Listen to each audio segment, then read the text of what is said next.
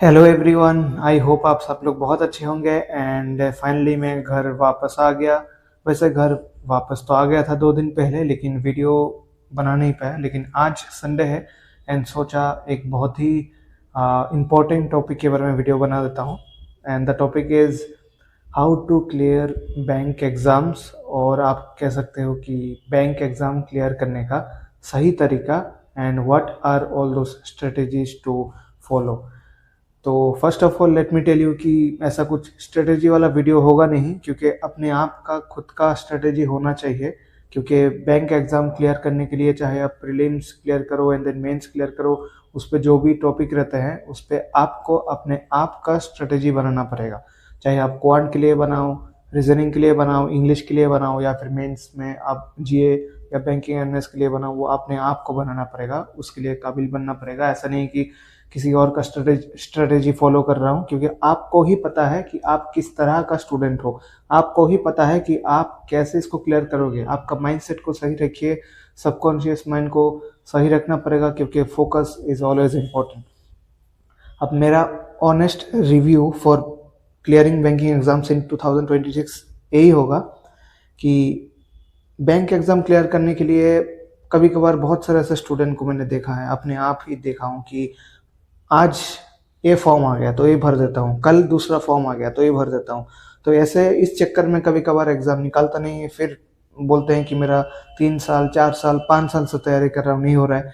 तो it's pretty obvious कि आपको आपका जो गोल है उस पर आपको स्टिक रहना पड़ेगा। ऐसा नहीं है कि आज मैं बैंक एग्ज़ाम्स की तैयारी कर रहा हूँ, फिर मैं कल मतलब बैंक एग्ज़ाम का एग्ज़ाम दे रहा हूँ। बैंकिंग एग्ज़ाम के लिए उसका जो भी एग्ज़ाम्स आता है, चाहे एसबीआई पीओ हो, आईबीपीएस पीओ, आरआरबी हो, या ऑल क्लरिकल एग्ज़ाम हो, उसी के साथ साइमल्टेनियसली मैं एसएससी का एग्ज़ाम भी दे रहा हूँ, फिर रेलवे का एग्ज़ाम भी दे रहा हूँ। अगर आप इंजीनियरिंग कैरियर में है तो फिर मैं आरआरबी जेई हो, या फिर आपका स्टेट का जो भी जूनियर इंजीनियर वाला पोस्ट हो, या फिर मैं हो सकता है कोई भी स्टेट पीसीएस भी दे दिया, तो ऐसे बहुत ही दिक्कत होता है।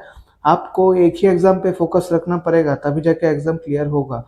एंड अगर आप मान लो, अगर आप एज ए क्लरिकल भी ज्वाइन करते हो, उसके बाद आपको टाइम बहुत मिलेगा पढ़ने के लिए। ऐसा नहीं है कि आपको 7-8 बजे तक बैंक में रहना है। आप 5 बजे निकलो और फिर तैयारी करते रहो, आपको जो भी प्रिपरेशन करना है। इवन बहुत ही जो भी प्रोफेशनल ऑफिसर ज्वाइन करते हैं, करने के बाद भी एक टाइम निकलता है, फिर भी अपर लेवल एग्ज़ाम, चाहे वो नाबार्ड का हो, सेबी का हो, या फिर आरबीआई ग्रेड भी हो, तैयारी करता है।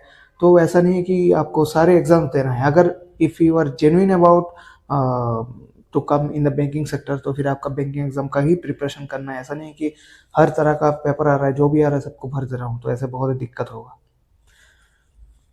मेरा सजेशन यही है कि आप stick to your goals always. Bank exams को क्लियर करना है तो उसका जो सिलेबस है उसको समझिएगा।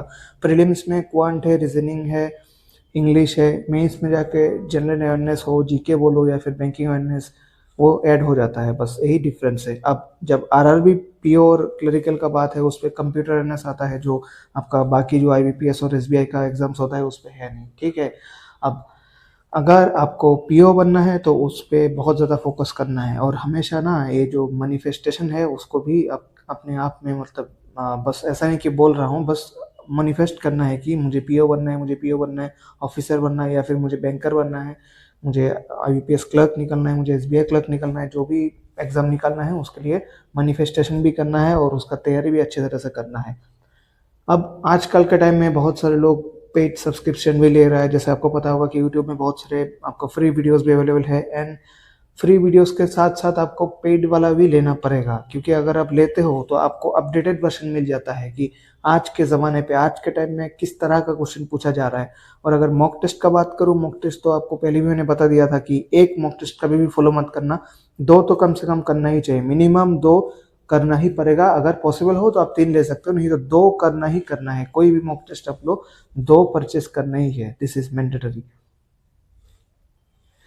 स्ट्रेटेजी वाला तो मैं पहले ही बता दिया, मैं नहीं बताऊंगा। लेकिन फिर भी अगर मैं पर्टिकुलर टॉपिक्स के बारे में बताऊं, जैसे क्वांट में बहुत सारे ऐसे वर्ड प्रॉब्लम्स पहले आते थे, आज के टाइम में, अभी के टाइम में करंट मुझे पता नहीं। तो जो भी मान लो इंजीनियरिंग वाले हैं तो काफ़ी हद तक लोगों ने बहुत ही क्या कहते हैं इसको, एमएनसी कंपनी में जब ज्वाइन करते हैं उसी तरह का क्वेश्चन पूछा जाता था, तो सिमिलर पैटर्न सबको पता था, आंसर हो जाता था। एंड मेंस लेवल में थोड़ा सा आपको लेंथी वाला क्वेश्चन दिखता था, तो वो उसी के लिए मॉक टेस्ट से अच्छा वाला मॉक टेस्ट लेके उसी से प्रैक्टिस करना पड़ेगा। क्वांट के रिगार्डिंग रीजनिंग के लिए आपका जो पजल है ना, तो पजल आपको यूट्यूब में आपको मिल जाएगा, बहुत ही पॉपुलर सर है, उनको फॉलो करिए। पजल डेफिनेटली आपका, उनका जो तरीका है उनको फॉलो करिएगा तो डेफिनेटली आपका कोई भी पजल हो, चाहे वो प्रीलिम्स से लेके मेंस लेवल के हार्ड लेवल का कोई भी पजल आपको करने में दिक्कत नहीं होगा। और बाकी रीजनिंग में जो मिसलेनियस टॉपिक है उसके रिगार्डिंग आपको प्रैक्टिस बहुत ज़्यादा करना पड़ेगा।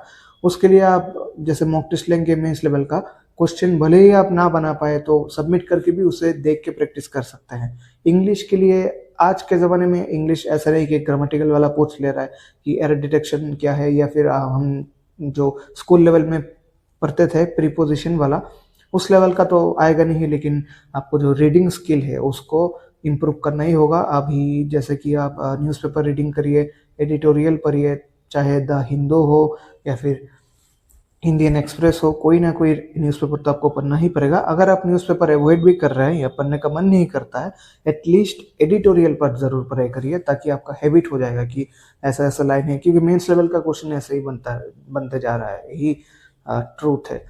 अब बचा जीए के लिए करंट अफेयर्स आपको डेफिनेटली पढ़ना पड़ेगा, चाहे आप रेगुलर पढ़िए, वीकली पढ़िए, मंथली पढ़िए या फिर एग्जाम से पहले पढ़िए, पढ़ना तो पड़ेगा। आप डेली पढ़िए या फिर एग्जाम से 10 दिन पहले पढ़िए, करंट अफेयर्स पढ़ना पड़ेगा।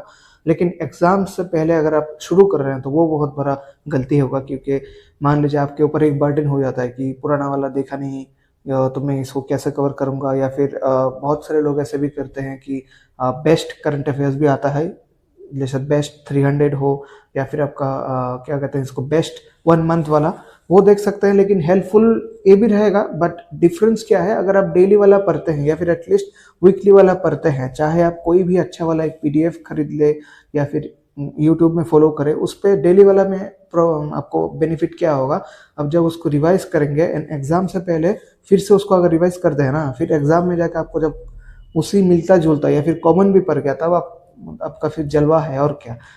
तो अगर आपको बैंकर बनना है, उसको अच्छे तरीके से, मैंने जो पहले बताया था कि मुझे काफ़ी सारे एग्जाम्स से पीछे ना भाग के किसी एक पर्टिकुलर सेक्शन को फोकस करिए कि बैंकर बनना है तो चाहे मुझे पीओ बनना है, क्लरिकल में आना है, स्टिक टू गोल। आपको हमेशा एक ही गोल पे फोकस करना है कि मुझे बैंकर बनना है तो बैंकिंग एग्जाम्स को ही फोकस करूंगा। ऐसा नहीं कि साइमल्टेनियसली इसके साथ साथ काफ़ी सारे एग्जाम का प्रिपरेशन कर रहा हूँ, तब दिक्कत होगा, क्योंकि साल के साल चीज़ें बदल रहा है। आपको समझ आ रहा है कि 2022-21 में जो पैटर्न था, जो तरीका था, अभी आज के टाइम में 2025-26 में वो चेंज हो चुका है।